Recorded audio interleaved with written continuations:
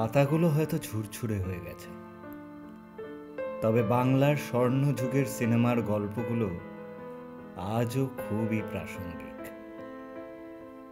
শুনতে চান নাকি পুরানো সেই দিনের কথা? জানতে চান প্রমথেশ বড়ুয়া থেকে উত্তম কুমার, সত্যজিৎ রায় থেকে বনানী চৌধুরীর না শোনা গল্পগুলো? তাহলে বিএফের ইউটিউব চ্যানেলটি সাবস্ক্রাইব করে ফেলুন। ওখানেই এই সব গল্প নিয়ে আমি আপনাদের সঙ্গে দেখা করতে আসছি।